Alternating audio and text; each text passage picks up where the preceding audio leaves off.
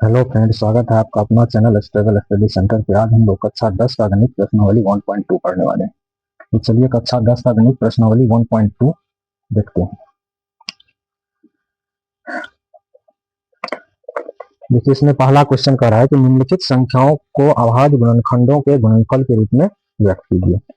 तो ये प्रश्नावली 1.2 का पहला क्वेश्चन है। ये क्या है? प्रश्नावली 1.2 का पहला क्वेश्चन। इसमें कह रहा है कि ये पहला क्वेश्चन में कह रहा है कि 140 का क्या करना है? 140 का अभाज्य गुणनखंडों के गुणनफल के रूप में व्यक्त करना है। तो 140 का अभाज्य गुणनखंड के गुणनफल के रूप में व्यक्त कीजिए। तो 140 का अभाज्य गुणनखंड कीजिए तो कितना से पहले 2 से लगाएंगे तो कितना होगा? 70 गुना 140, फिर कितना होगा? 35 गुना 70, फिर क्या होगा? 5 से लगाएंगे तो 7 पंचा 35। तो इसका अभाज्य गुणनखंड कितना होगा? तो 140 का जो अभाज्य गुणनखंड होगा वो होगा 2 गुना 2 गुना 5 गुना 7। ये होगा, ये इसका क्या हो गया? अभाज्य गुणनखंड हो गया। तो 140 का अभाज्य गुणनखंड कितना हो गया? 2 गुना 2 गुना 5 गुना 7। उसी तरीके से 2 नंबर का है। तो 2 नंबर का कितना है? 156 है। तो 156 का क्या करेंगे? अभाज्य गुणनखंड के रूप में व्यक्त करेंगे। तो 2 से लगाएंगे तो क्या हो जाएगा? 2 से लगाएंगे तो 7 दूनी 14 और 8 दूनी 16। फिर 2 से लगाएंगे तो क्या होगा? 3 दूनी 6 और 9 दूनी 18। और फिर अब कितना से लगेगा? 3 से तो 13 तिया 39, फिर 13 का 13। तो 156 का जो 156 का जो अभाज्य गुणनखंड होगा वो होगा 1 गुना 2 गुना 2 गुना 3 गुना 13। ये इसका क्या हो गया? 156 का अभाज्य गुणनखंड हो गया। उसी तरीके से 3825 का अभाज्य गुणनखंड निकालेंगे तो कितना होगा? 3825 का जब अभाज्य गुणनखंड निकालेंगे तो पहले देखिए कितना से लगेगा। पहले इसमें लगेगा, पहले इसमें 3 से लगाइए, 3 से लग जाएगा। तो 3 से लगेगा तो कितना होगा? 3 का 3, 3 दूनी 6। फिर कितना होगा? 2 7 तिया 21 और 5 तिया 15। फिर देखिए कितना से लगेगा? फिर 3 से लग जाएगा तो 4 तिया 12, 3 दूना 6 और 5 तिया 15। तो ये हो गया। अब कितना से लगेगा? अब देखिए, अब इसमें लगाइए 5 से। कितना से लगेगा? 5 से। तो 8 5 40, 25 25। फिर 5 से लगेगा तो 17 25 85। फिर अब कितना से लगेगा? 17 से लगाएंगे तो 17 का 17 होगा। तो 3825 का जो अभाज्य गुणनखंड होगा वो कितना होगा? 1 गुना 3 गुना 3 गुना 5 गुना 5 गुना 17। ये इसका अभाज्य गुणनखंड हो गया। फिर इससे आगे देखते हैं। फिर देखिए 3 नंबर का तो हो गया। अब 4 नंबर का देखिए। 4 नंबर में कह रहा है 5005 है, इसका अभाज्य गुणनखंड तोड़िए। तो 5005 का अभाज्य गुणनखंड तोड़िएगा तो कितना होगा? इसमें लगाइए कितना से? तो 11 से लगाइए। सबसे पहले इसमें 5 से लगाइए। 5 से लगाइएगा तो कितना होगा? 5 डबल 0 फिर 5 का 5। फिर अब कितना से लगेगा? अब 11 से लगाइए। तो 11 से लगाइएगा तो 11 नंबर 99, 1 हो गया ना, तो 11 का 11। फिर इसमें कितना से लग जाएगा? फिर इसमें लग जाएगा, इसमें लग जाएगा 7 से लगाइए। तो 7 से लगाइएगा तो 7 का 7 2 9, 7 तिया 21, 13 से 95 होता है।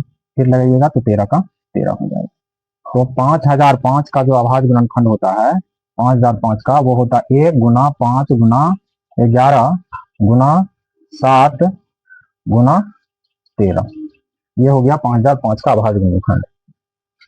इसी तरीके से 5 नंबर का देखिए। 5 नंबर में क्या है? 5 नंबर में है 7429। तो 7429 का जब अभाज्य गुणनखंड कीजिएगा तो कितना होगा? तो 7429 का अभाज्य गुणनखंड कीजिए।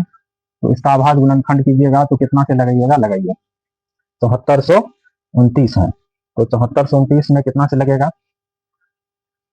7429 में लगाइएगा तो पहले लगेगा 17 से।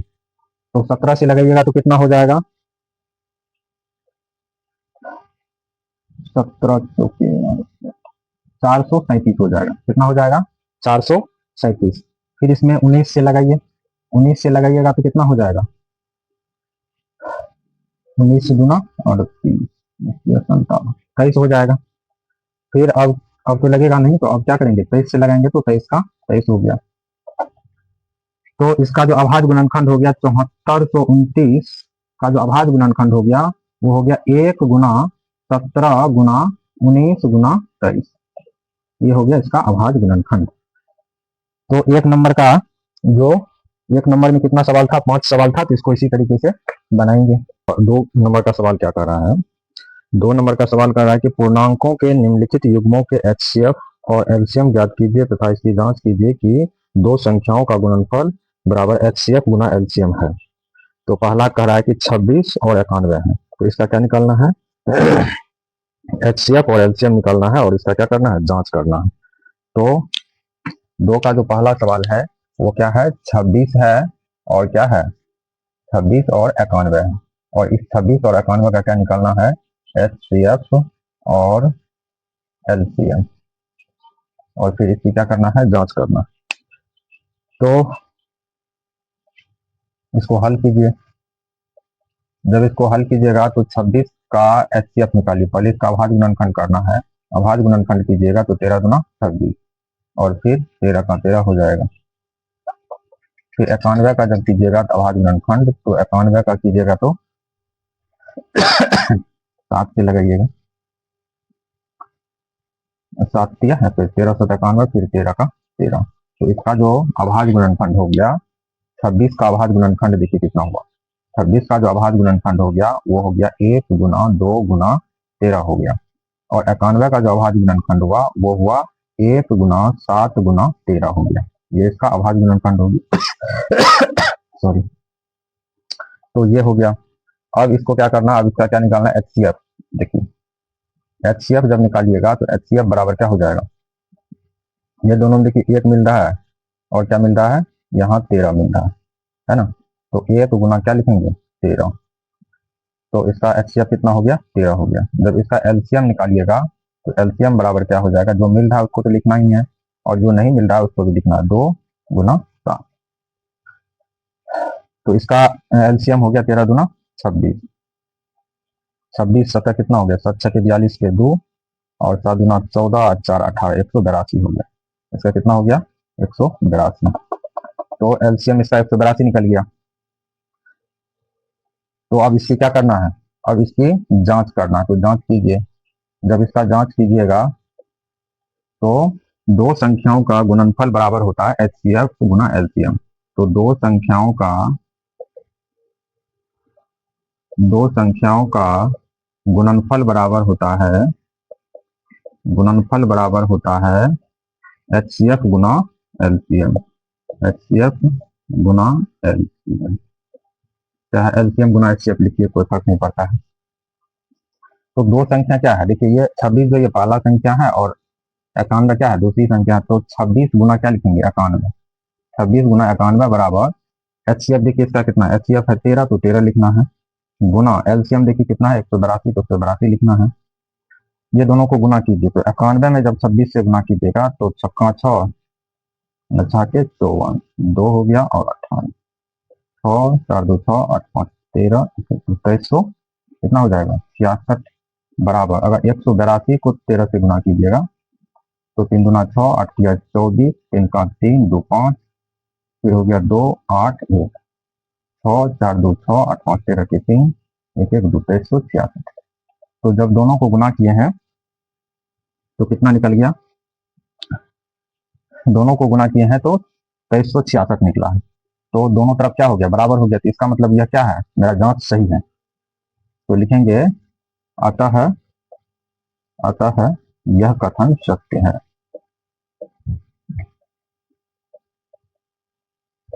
तो यह कथन क्या है? सत्य है। यानी कि इसका जो दो संख्याओं का जो गुणनफल हुआ, जो गुना किए हैं, वो एचसीएफ गुना एलसीएम के बराबर आ गया है, इसीलिए यह कथन सही है। यानी कि ये मेरा जांच सही है, और यह एलसीएम और एचसीएफ क्या है? सही है। तो ये हो गया 2 का पहला नंबर। दूसरा नंबर क्वेश्चन है 510 और 92। 510 और 92 का क्या निकालना है? 510 और क्या निकालना है? 92। इसका क्या निकालना है? एचसीएफ भी निकालना है और एलसीएम भी निकालना है। एचसीएफ और एलसीएम दोनों निकालना है। तो 510 का जब एचसीएफ, पहले इसका अभाज्य गुणनखंड कीजिए, तो 2 दूनी 4, 5 दूनी 10।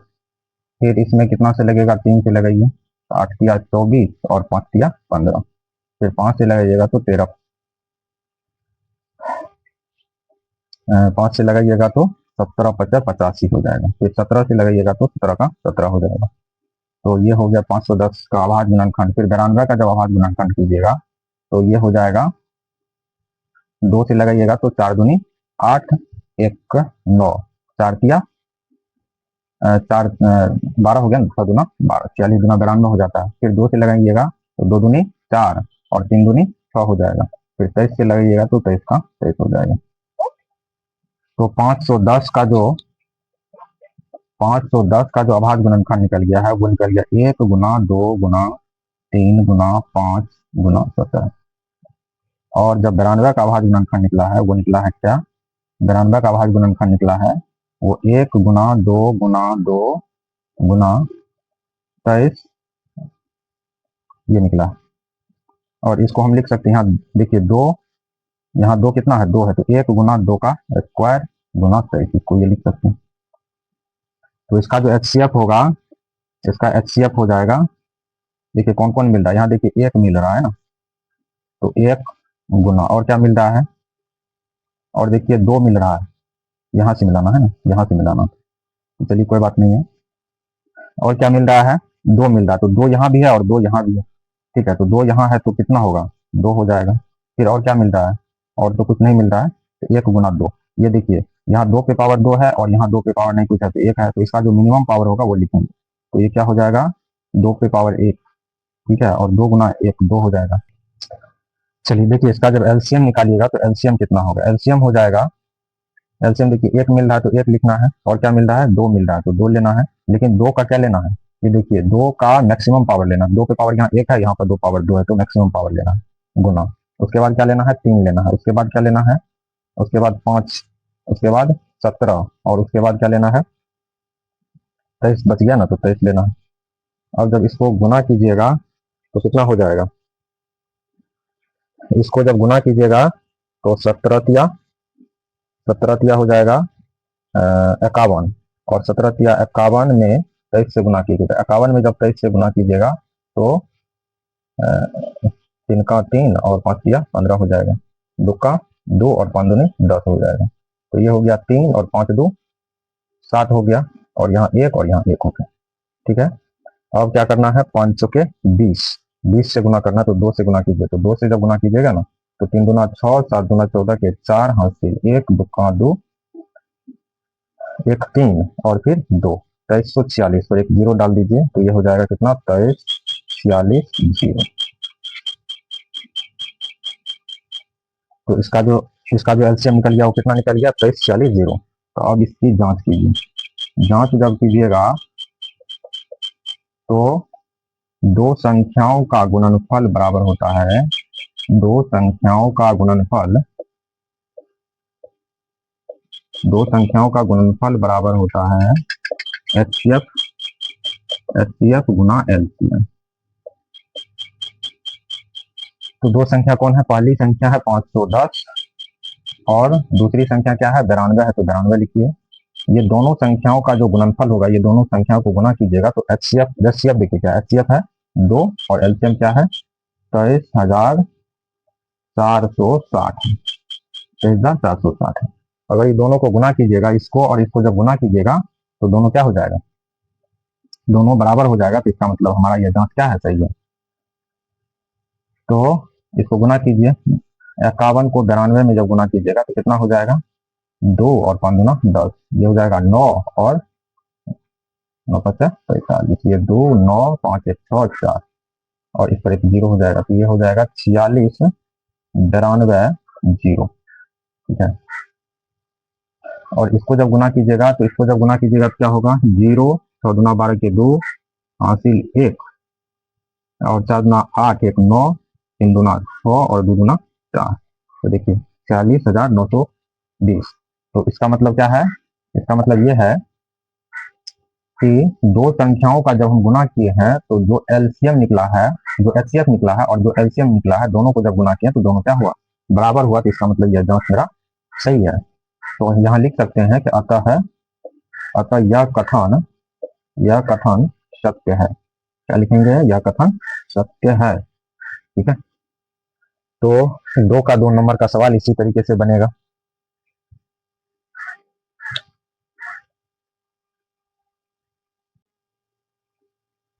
तीन नंबर का सवाल देखिए, 3 नंबर का सवाल 336 और 54 का एचसीएफ और एलसीएम निकालना है और फिर उसकी जांच करना है। तो 336 का देखिए, 336 का अभाज्य गुणनखंड कीजिए। तो 336 का जब अभाज्य गुणनखंड कीजिएगा तो कितना होगा, पहले ये 2 से लगाइए, तो 2 से लगाइएगा तो कितना होगा, 2 का 2 और फिर 6 दूना 12 और फिर 8 दूना 16 हो जाएगा। फिर 2 से लग जाएगा तो 8 दूनी 16, 4 दूनी 8, फिर 2 से लग जाएगा 4 दूनी 8 और फिर 2 दूनी 4 हो जाएगा। फिर इसमें 2 से लगेगा 2 दूनी 4 और फिर 2 का 2 हो जाएगा। अब कितना से लगेगा, 3 से लगेगा 7 या 21, फिर 7 से लगेगा तो 7 का 7। तो 1 का जो अभाज्य गुणनखंड कीजिएगा तो इसका कितना हो जाएगा, इसको 2 से लगाइए तो 2 दूनी 4, 7 दूनी 14। फिर अगर 3 से लगाइएगा तो 9 या 27 होता है, 3 से लगेगा तो 3 का 3 या 9, फिर 3 का 3 हो जाता है। तो ये हो गया। तो 336 का अभाज्य गुणनखंड देखिए कितना हुआ, 336 का जो अभाज्य गुणनखंड हो गया 1 गुना 2 गुना 2 गुना, देखिए कितना 2 है, एक पहले लिख लेते हैं ना। तो 1 2 3 4, 4 तो 2 है, तो 2 3 4, ठीक है। और फिर कितना है, 1 3 है तो 1 3 और 7 1 है तो 1 7, ठीक है। और 54 का जो है अभाज्य गुणनखंड कितना निकला है, तो 54 का निकल गया है, एक को पहले लिखते हैं, तो 1 गुना 2 गुना, देखिए 1 2 3, 3 कितना है 3 तो 3 को लिख दीजिए गुना के रूप में, इतना ही है। तो इसको हम क्या लिख सकते हैं, देखिए 1 गुना, यहाँ देखिए 2 कितना है 4 है, 2 कितना है 4 है, तो 2 पे पावर यहाँ 4 लिख सकते हैं, गुना यहाँ 3 है तो 3 गुना 7 लिख सकते हैं। फिर यहाँ देखिए इसको क्या लिखेंगे, 1 गुना 2 और यहाँ देखिए 3 कितना है 3 तो है, तो 3 का पावर कितना हो जाएगा 3 हो जाएगा। देखिए 336 का अभाज्य गुणनखंड ये हो गया और 54 का ये अभाज्य गुणनखंड हो गया। तो जब इसका एचसीएफ निकालेंगे तो एचसीएफ बराबर देखिए क्या होता है, एचसीएफ जब निकालेंगे ना तो इसमें क्या मिल रहा है, देखिए 1 मिल रहा है 1 गुना 2 मिल रहा है तो 2 को लेंगे, 2 का जो मिनिमम पावर है उसको लेंगे, और 3 मिल रहा है तो 3 को लेंगे, और तो बाकी कुछ मिल नहीं रहा है तो इसको क्या करेंगे 3 गुना 6, इसका एचसीएफ होगा। एलसीएम जब निकालेंगे इसका तो एलसीएम कितना हो जाएगा, जो मिल रहा है उसको तो लेंगे ही, 1 मिल रहा है फिर 2 मिल रहा है तो 2 को लेंगे, फिर क्या मिल रहा है 3 मिल रहा है तो 3 को लेंगे, लेकिन इस 2 का जो मैक्सिमम पावर है उसको लेंगे। 2 का मैक्सिमम पावर क्या है, 2 का पावर 4 है, और 3 का मैक्सिमम पावर क्या है, 3 का पावर 3 है देखिए, और गुना, फिर क्या नहीं मिल रहा है 7 नहीं मिल रहा है 7, तो 7 को भी लेना है। तो अब इसको जब गुना कीजिएगा तो कितना आएगा, 2 पे पावर 4 और 3 पे पावर 3, और गुना करके देखिए कितना आ रहा है 324 आ रहा है, कितना आ रहा है गुना करके आप देख लीजिएगा 324 आएगा, ठीक है। अब इसकी जांच कीजिए, जब जांच कीजिएगा तो दो संख्याओं का गुणनफल बराबर होता है दो संख्याओं का गुणनफल बराबर होता है एचसीएफ गुना एलसीएम, क्या एलसीएम गुना एचसीएफ लिखिए कोई फर्क नहीं पड़ता। तो दो संख्या क्या है, देखिए पहली संख्या है 336 गुना दूसरी संख्या क्या है 54 बराबर एचसीएफ देखिए क्या निकला, यहाँ देखिए एचसीएफ निकला है 6 और एलसीएम निकला है 324, तो 6 गुना 324 कर दीजिए। अब जब इस दोनों को गुना कीजिएगा तो 336 को जब 54 से गुना कीजिएगा तो कितना आ जाएगा, 6 के 24 4 4 या 12 2 14 4 या 12 1 13, 6 पंचा 30, 30 का 0 और 5 या 15 3 18 और 5 या 15 1 16, 4 4 8 3 11, तो 1 7 1 8 और 1 हो गया, कितना हो गया 18,144, 18,144 हो गया। इसका कितना हो गया 18,144 बराबर, इसको जब गुना कीजिएगा तो देखिए इसका कितना आता है, गुना कीजिए 6 के 24 के 4 4 दूना 6 दूना 12 और 2 14, एक बच गया और 18 1844 इसका भी आ गया। तो देखिए दो संख्याओं का जो गुणनफल है, यानी कि दो संख्या को जो गुना किया, गुणनफल का मतलब दोनों को जो गुना किया है, जो फल निकला, गुना करने से जो फल निकला, दो संख्याओं को जो गुना करने पर जो फल निकला है वो निकला है 18,144। और एचसीएफ और एलसीएम को जब गुना किए हैं तो उसका भी निकला है 18,144। तो इसका मतलब ये हुआ कि दोनों क्या है, बराबर है। दो संख्याओं का गुणनफल बराबर हो गया एचसीएफ गुना एलसीएम। तो अतः हम बोल सकते हैं अतः यह कथन क्या है, सत्य है। अतः यह मेरा जांच सही है, अतः यह कथन सत्य है। या ये भी लिख सकते हैं कि यह जांच सही है। तो 2 का 3 नंबर का सवाल इसी तरीके से बनेगा।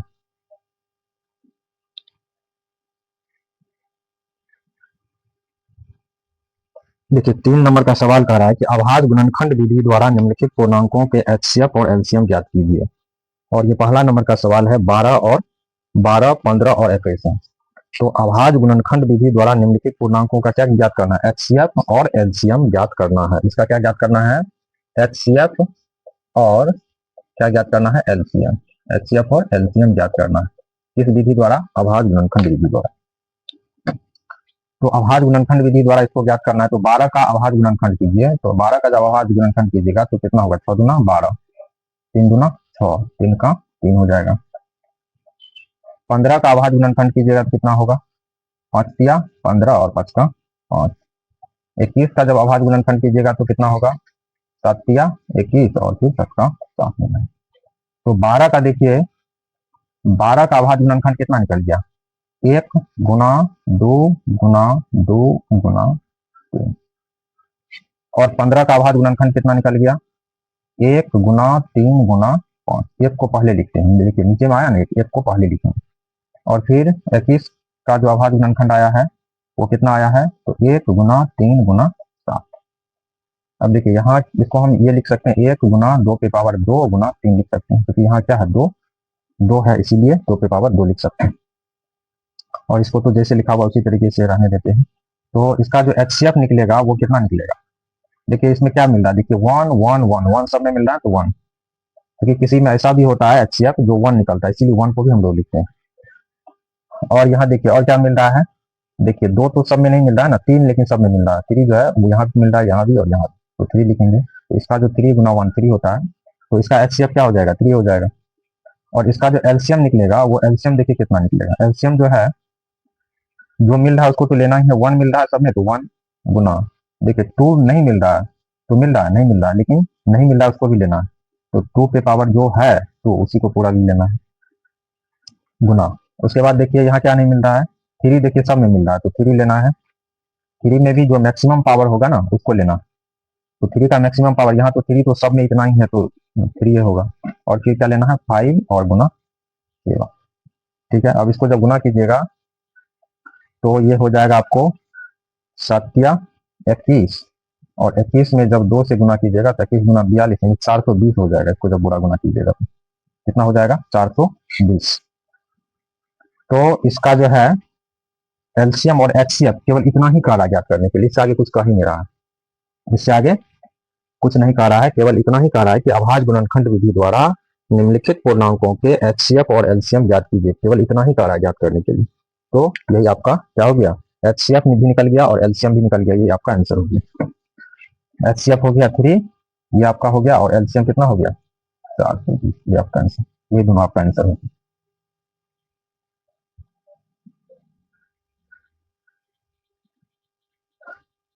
देखिए अभाज्य गुणनखंड विधि द्वारा क्या करना है, एचसीएफ और एलसीएम निकालना है। ये 3 का कितना है, ये 3 का 3 नंबर का सवाल है। ये कितना है, 3 का, ये देखिए 3 का कितना है, 17, 23 और 29। ये 2 नंबर का सवाल है, कितना नंबर का है, 2 नंबर का। ये 2 नंबर का, 3 का 2 नंबर का सवाल है। तो 3 का 2 नंबर का सवाल है, 17, 23 और 29 का क्या निकालना है, एचसीएफ और एलसीएम अभाज्य गुणनखंड विधि द्वारा निकालना। तो इसको कैसे निकालते हैं, देखिए इसको निकालते हैं, जैसे 17 का अभाज्य गुणनखंड कीजिएगा, 17 का जब अभाज्य गुणनखंड कीजिएगा तो एक बार में लगेगा, ये क्या लगेगा, एक बार में 17 लगेगा, ठीक है। और फिर जब 23 का कीजिएगा, 23 का, तो 23 को जब लगाइएगा तो एक बार में ही 23 लगेगा। 23 कितना से लगेगा, 23 से ही लगेगा। 23 कितना से लगेगा, 23 से लगेगा, 23 का 23। फिर 29 को लगाइएगा तो 29 का भी अभाज्य गुणनखंड 29 से ही लगेगा और 29 का 29 हो जाएगा। तो इसका जो 17 का अभाज्य गुणनखंड हो गया वो 17 का अभाज्य गुणनखंड हो गया 1 गुना 17 और 23 का जो अभाज्य गुणनखंड निकला है वो निकला है 1 गुना 23। क्या निकला है? 1 गुना 23। उसी तरीके से 29 का जो अभाज्य गुणनखंड निकला है वो निकला है 1 गुना 29। ये निकला है।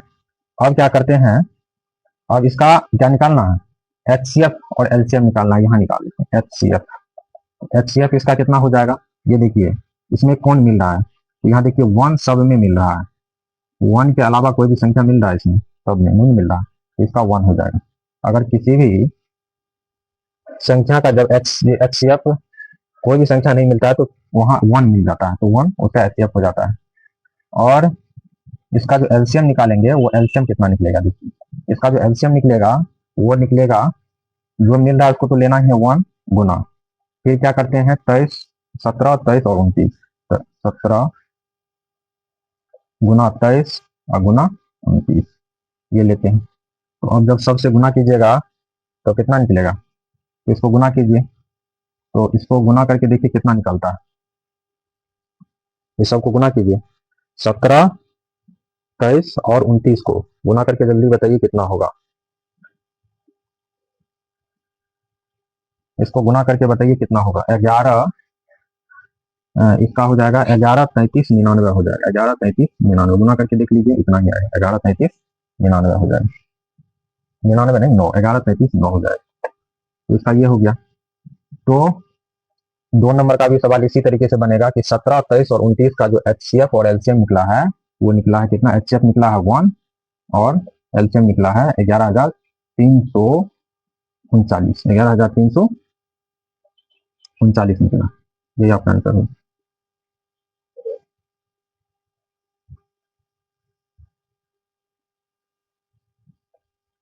देखिए 8, 9 और 25 का अभाज्य गुणनखंड विधि द्वारा क्या निकालना है? HCF और LCM निकालना है। तो इसको देखिए कैसे निकालते हैं।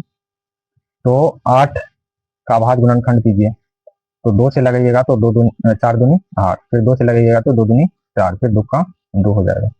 9 का अभाज्य गुणनखंड कीजिएगा तो वो हो जाएगा 3 से लगाइएगा 3 किया 9 और 3 का 3 हो जाएगा। 25 का अभाज्य गुणनखंड कीजिए, तो 25 का अभाज्य गुणनखंड कीजिएगा तो 5 से लगाइएगा 25 और फिर 5 से लगाइएगा तो 5 का 5 हो जाएगा।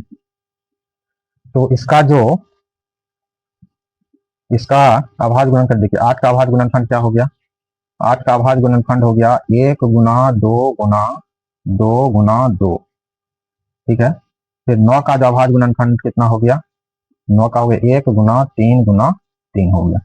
फिर 25 का अभाज्य गुणनखंड कितना हो गया? 25 का हो गया 1 गुना 5 गुना 5, ये हो गया। तो इसका HCF निकालिए। HCF जब इसका निकालिएगा तो HCF कितना होगा? इसमें देखिए कौन सा संख्या इसमें मिल रहा है, तो इसमें मिल रहा है 1 सब में मिल रहा है तो 1 लिखना है गुना, और कौन सा संख्या मिल रहा है और कुछ भी नहीं मिल रहा है ना, तो इसका 1 ही हो जाएगा। इसका क्या हो जाएगा? HCF 1 होगा। LCM जब निकालिएगा इसका, तो इसका LCM कितना हो जाएगा? इसका 1, तो इसका हो ही रहा 1 गुना, और इसका जो है LCM में कितना हो जाता है? LCM जो मिल रहा है उसको भी लेना है, जो नहीं मिल रहा है उसको भी लेना है। तो 2 पे इसको देखिए 1 गुना 2 पे पावर क्या लिख सकते हैं? या 3 2 है तो 2 पे पावर 3 इसको लिख सकते हैं। 1 गुना 3 पे पावर 2 लिख सकते हैं, और 1 गुना बराबर 1 गुना 5 पे पावर 2 लिख सकते हैं। तो 1 गुना फिर क्या लिखेंगे? 2 पे पावर 3 गुना 3 पे पावर 2 गुना 5 पे पावर 2, ये लिखेंगे। अब इस सबको गुना कीजिए। इस सबको जब गुना कीजिएगा तो कितना होगा? 4 दूनी 8, इसका 8 हो गया गुना 9 गुना 25 हो गया।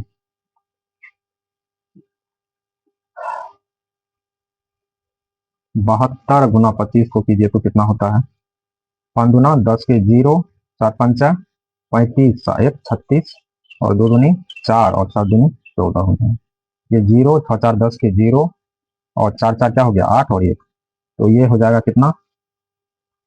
1800। इसका कितना हो गया? 1800। इसका क्या निकल गया? 1800 इसका निकल गया LCM निकल गया 1800 और HCF निकल गया 1, तो यही 1 इसका क्या निकल गया? HCF और 1800 इसका क्या निकल गया? LCM। इसको इसी तरीके से बनाते हैं।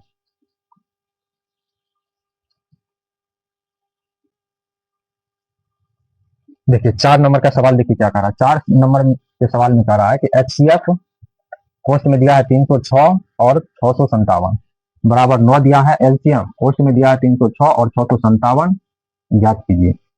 तो इसको क्या करना है, ये देखिए, ये 306 जो है ये पहली संख्या है। 306 क्या है, पहली संख्या है। 657 क्या है, ये दूसरी संख्या है, ये कोष्ट के अंदर है। और यहाँ भी जो है 306 ये पहली संख्या है और 657 ये क्या है, दूसरी संख्या है। देखिए यहाँ जो पहली संख्या 306 है, यहाँ भी पहली संख्या 306 है, तो दोनों क्या है, बराबर है। यहाँ देखिए 657 है दूसरी संख्या, तो यहाँ भी 657 है दूसरी संख्या, ये दोनों बराबर है। ये जो HCF है, ये HCF 9 दिया हुआ है। HCF क्या है, 9 दिया हुआ है। और इसका LCM तो कुछ दिया हुआ है नहीं, तो इसका LCM कह रहा है ज्ञात करने के लिए। LCM देखिए बगल में कुछ है लिखा हुआ नहीं, तो LCM ज्ञात करना है। तो पहली संख्या दूसरी संख्या दिया हुआ, HCF दिया हुआ है, LCM ज्ञात करना है। तो LCM ज्ञात करना है, तो कैसे ज्ञात करेंगे। तो हम जानते हैं कि दो संख्याओं का गुणनफल बराबर होता है HCF गुना LCM। क्या होता है, दो संख्याओं का गुणनफल बराबर होता है HCF गुना LCM। तो दो संख्या का गुणन, दो संख्या क्या है, पहली संख्या है 306 गुना दूसरी संख्या क्या है 657 बराबर HCF। देखिए क्या है, HCF यहाँ 9 दिया हुआ, तो 9 गुना LCM देखिए क्या दिया हुआ है, इसका जो LCM दिया हुआ है, LCM तो कुछ दिया हुआ है ही नहीं, तो LCM की जगह X मान लेते हैं, या इसको LCM ही मानते हैं, LCM की जगह LCM ही लिख दीजिए, है ना। तो ये देखिए दोनों गुना में है, तो इसको जब इस साइड लाएंगे तो ये क्या आ जाएगा, भाग में आ जाएगा। तो हम इसको 306 गुना 657 बटा 9 लिख सकते हैं। तो इसको LCM को बराबर के उस साइड ही रहने देते हैं। तो इसको हम क्या लिख सकते हैं, 306 गुना 657 अब बटा क्या हो जाएगा 9, ये गुना में है, बराबर की साइड आएगा तो भाग में आ जाएगा, बराबर LCM। अब इसको अगर कट रहा है तो काट लीजिए। देखिए 9 से काटिएगा, 9 तिया 27 और 9 चौके 36, ये कट गया। अब ये दोनों को गुना कीजिए, 657 को जब 34 से गुना कीजिएगा तो कितना आएगा, 7 चौके 28, 5 चौके 20 दो 22, 6 चौके 24 और 2 26, 7 तिया 21, 5 तिया 15, 2 17 और 6 18 1 19, 8 2 1 3 13 और ये 10 2 12 और 1 1 2, तो 22,338 हो गया। कितना हो गया, 22,338 बराबर LCM। तो LCM कितना निकल गया, 22,338। LCM को इस साइड लिखिए, इस साइड लिखिए, कोई फर्क नहीं पड़ता। तो LCM बराबर हो गया 22,338। ये आपका क्या हो गया, आंसर निकल गया। और यही चीज कह रहा है ज्ञात करने के लिए, ये LCM क्या कर रहा है, निकालने के लिए। तो इस सवाल को इसी तरीके से बनाते हैं।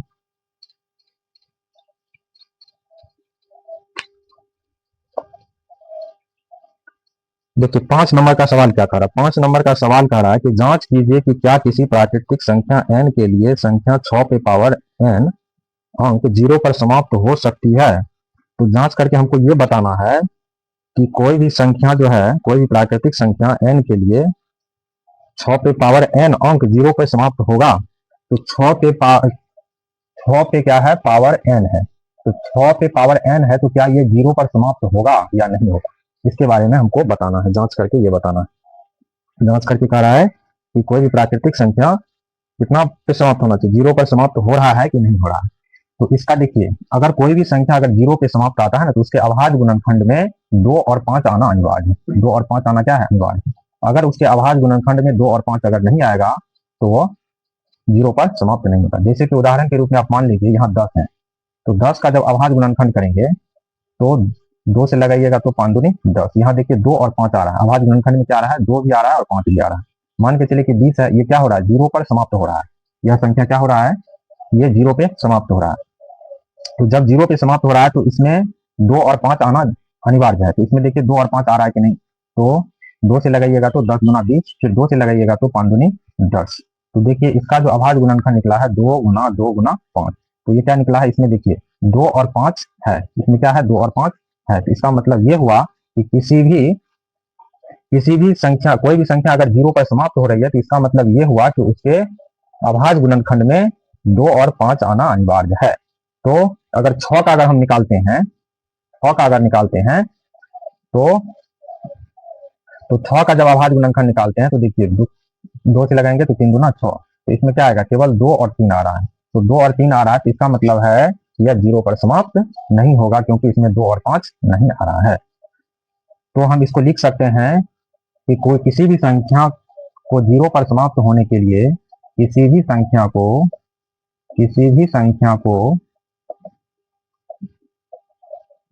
0 पर समाप्त होने के लिए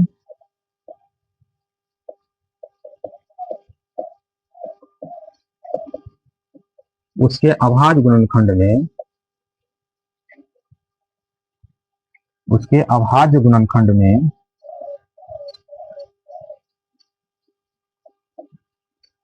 उसके अभाज्य गुणनखंड में 2 और 5 का आना, 2 और 5 का आना अनिवार्य है। 2 और 5 का आना क्या है, अनिवार्य है। तभी वह संख्या 0 पर समाप्त होगी। क्या लिखेंगे, तभी वह संख्या 0 पर समाप्त होगी। ये बात समझ में आ गया। तो किसी भी संख्या को 0 पर समाप्त होने के लिए उसका जब अभाज्य गुणनखंड करेंगे तो उसके अभाज्य गुणनखंड में 2 और 5 का आना अनिवार्य है, तभी वह संख्या क्या होगी, 0 पर समाप्त होगी। इतना बात क्लियर हो गया। तो 4 नंबर का सवाल इसी तरीके से बनेगा। ये 4 नहीं है, ये 5 नंबर का सवाल है। 5 नंबर का सवाल इसी तरीके से बनेगा।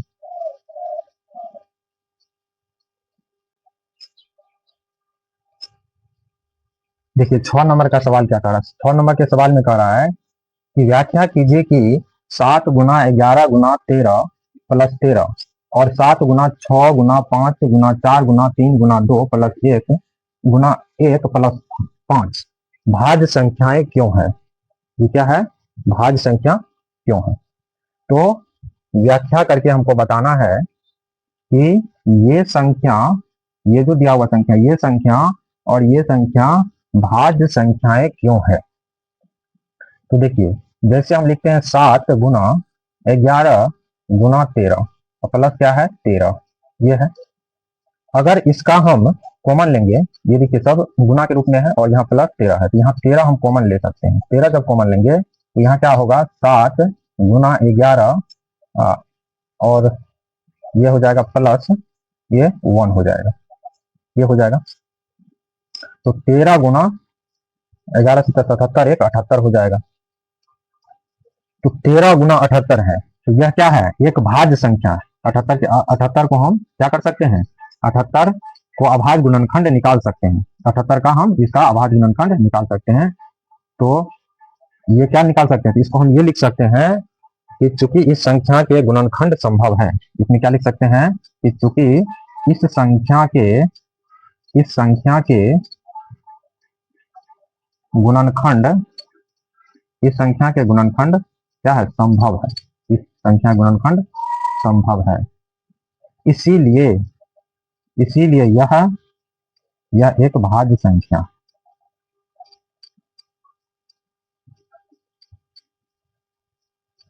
इसको लिख सकते हैं। यहां देखिए 7 है, गुना क्या है 6 है, फिर गुना 5 है, गुना 4 है, गुना 3 है, गुना 2 है, गुना 1 है और प्लस 5। अब इसमें देखिए क्या है, अब इसमें जो है, इसमें हम क्या कॉमन ले सकते हैं, तो इसमें जो कॉमन लेंगे तो इसमें कॉमन ले सकते हैं 5। 5 देखिए ये सब गुना के रूप में, यहाँ से लेके यहाँ तक ये क्या है, गुना के रूप में। और फिर क्या है,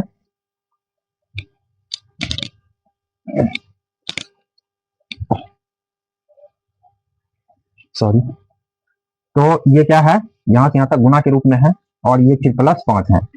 तो यहाँ जब गुना के रूप में है तो इसको हम 5 क्या कर सकते हैं, 5 कॉमन ले सकते हैं। और जब 5 कॉमन लेंगे तो इसमें क्या बच जाएगा, 7 गुना 6 गुना 4 गुना 3 गुना 2 गुना 1 और फिर क्या बच जाएगा, प्लस 1 बच जाएगा।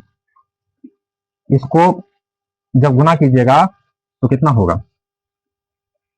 7 छके 42 और हो जाएगा 4 तिया 12 दूनी 24। तो इसको जब गुना कीजिएगा तो कितना होगा, 4 दूनी 8 हो जाएगा और 4 चौके 16 हो जाएगा, 2 दूनी 4 हो जाएगा और 4 दूनी 8 हो जाएगा। फिर क्या हो जाएगा, 8 6 4 10 के 0 हासिल 1 8 1 9 1 10 हो जाएगा। तो कितना हो जाएगा इसका, इसका हो जाएगा 5 गुना, इस सबको जब गुना किए हैं तो इकाई दहाई सैकड़ा हजार, 1008 आया है।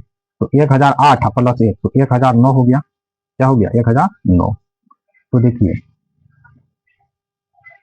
इसमें 5 का हम अभाज्य गुणनखंड नहीं निकाल सकते हैं और ना 109 है तो इसका भी नहीं निकलेगा। तो ये क्या है, इस संख्या के गुणनखंड संभव नहीं है, इसका भी गुणनखंड संभव नहीं है। तो इसमें लिख सकते हैं कि इस संख्या के गुणनखंड, क्योंकि इस संख्या के गुणनखंड संभव नहीं है।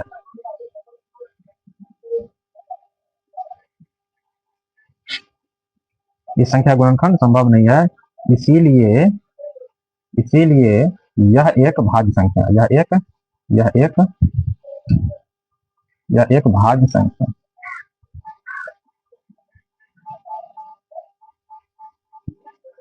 तो 6 नंबर का सवाल को इसी तरीके से बनाते हैं। 7 नंबर का सवाल करा, किसी खेल के मैदान के चारों ओर एक वृत्ताकार पथ है, इस मैदान का एक चक्कर लगाने में सोनिया को 18 मिनट लगते हैं, जबकि इसी मैदान का एक चक्कर लगाने में रवि को 12 मिनट लगते हैं। मान लीजिए कि ये दोनों एक ही स्थान और एक ही समय पर चलना प्रारंभ करके एक ही दिशा में चलते हैं, तो कितने समय बाद वे पुनः प्रारंभिक स्थान पर मिलेंगे। इसमें कुछ नहीं है, ये 12 और 18 का क्या करना है, एलसीएम निकाल देना है। और 12 और 18 का एलसीएम निकाल लीजिए। तो 12 और 18 का जब एलसीएम निकालिएगा तो ये कितना निकलेगा, 2 से लगाइएगा तो 6 दूना 12 9 दूना 18। फिर क्या लगाना है, 2 से लगाना है, 2 से अब नहीं लगेगा, 3 से लगेगा। तो 3 से लगेगा, 3 दूनी 6 और 3 तिया 9 हो जाएगा। तो सबको जब गुना कीजिएगा तो 2 गुना 3 गुना फिर 2 गुना 3 हो जाएगा, 6 के 36 हो जाएगा। 3 गुना 6 3 गुना 6 के 36, यानी कि 36 मिनट बाद जो है ना, 36 मिनट बाद वह पुनः एक ही स्थान पर मिलेगा। एक स्थान पर क्या होगा, मिलेगा। ठीक है, तो ये 7 नंबर का सवाल इसी तरीके से बनेगा। अगर ये वीडियो पसंद आया है तो एक लाइक कर दीजिएगा, चैनल पर नया है तो चैनल को सब्सक्राइब करके बेल आइकन को प्रेस करके ऑल पर क्लिक कर दीजिएगा, ताकि हर आने वाली वीडियो का नोटिफिकेशन आपको समय समय पर मिलती रहेगी। तो वीडियो को समाप्त करते हैं। Thank you.